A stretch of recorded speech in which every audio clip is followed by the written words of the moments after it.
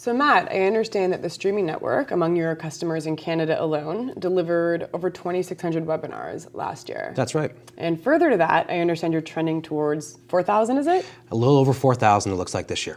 Over 4,000, wow. So what I was hoping you could do is speak a little bit towards why the growth that we're seeing in webinars over the past couple of years especially.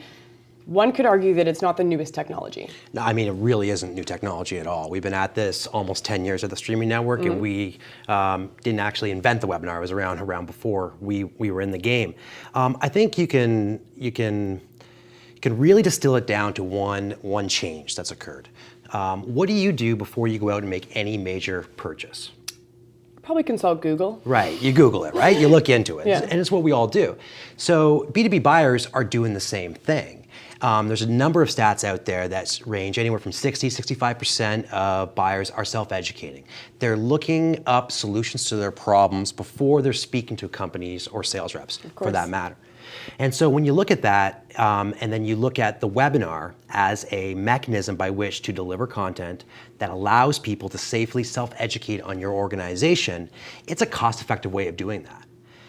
Now, the next thing is that in B2B, our solutions, the problems that we fix and the solutions that we offer, they can't be distilled down to a simple tagline like tastes great or is less filling, like the Miller Lite tagline on the screen.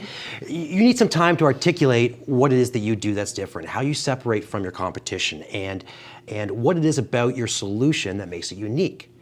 Well, the average view time on a live webinar is 56 minutes.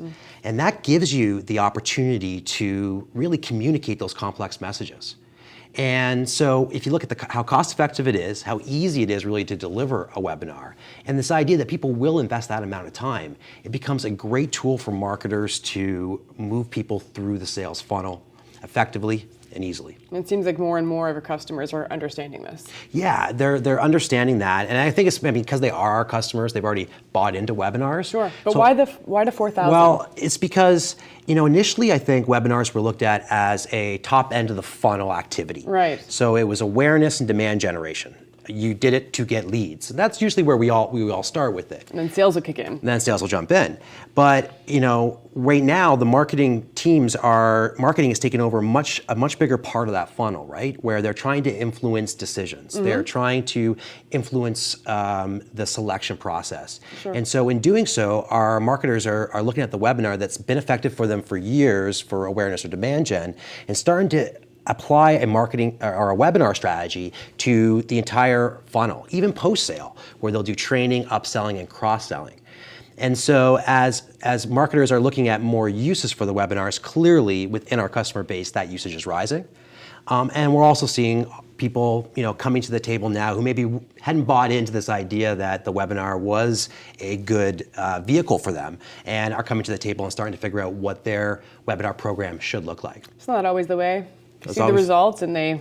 Yep, they see what everyone else. And they're seeing the fact. There's a Forrester stat out there that shows that somewhere in the neighborhood of 61% of marketers are planning to use webinars in their marketing strategy. So if everyone else is doing it, there's a fear that you need to do it to get on board. Absolutely.